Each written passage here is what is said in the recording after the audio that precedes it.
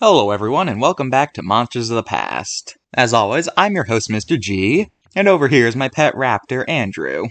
I found him when I accidentally got sent back in time to the late Cretaceous Mongolia, mostly because a certain someone couldn't keep his mitts off the controls and ended up zapping me back while it was still a prototype.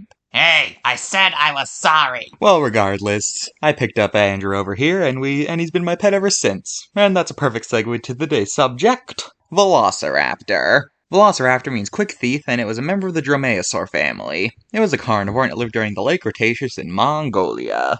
Velociraptor was around 6 feet long and it was the same size as a good-sized dog. Like all Dromaeosaurs, Velociraptor had a hook claw on its feet, which it would plunge into its prey's throat, causing suffocation. Thanks to quill knobs, we know that raptors were extensively feathered and even had wings, and from a distance they would have looked like flightless eagles. Contrary to popular belief, there is absolutely zero evidence that raptors hunted in packs, and their intelligence was only average by animal standards, and it wasn't the human level that Jurassic Park claimed. Also, raptors weren't particularly fast, and in fact were among some of the slower theropods, being only a little bit faster than humans, although they were very agile and capable of making very sharp turns incredibly quickly. Overall, Velociraptor is probably both the best known and worst known when it comes to famous prehistoric animals, since pretty much everything people know about it isn't true. Now that we got all that out of the way, let's look at the card. Number 1, no feathers. Number 2, claims the claws were used for slicing instead of stabbing. Number 3, claims it was a pack hunter. Number 4, grossly exaggerates his intelligence. Number 5, 5 out of 10. That's all I have to say. At least it doesn't look like a Jurassic Park raptor. Now let's look at some of Velociraptor's appearances in pop culture. Velociraptor was made famous when it appeared in the 1993 film Jurassic Park based off of a book that came out 3 years earlier.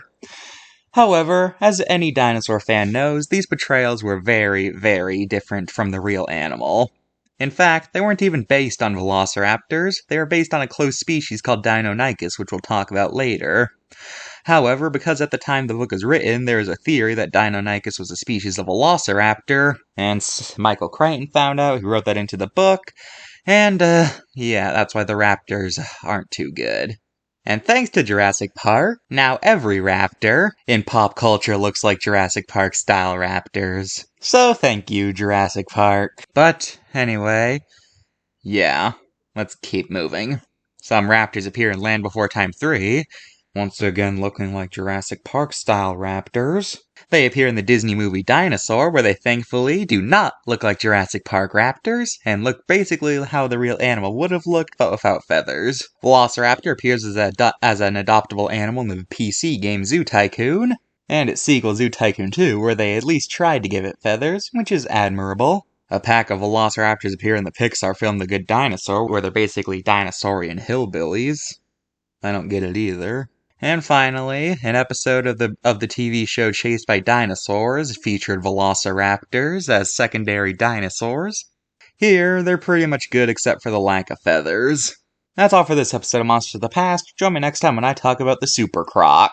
Bye! Oh yeah, and guess who had to save his butt when he went back to Mongolia anyway? Me, and me alone, and no one else helped. Man, I gotta get a different mic operator.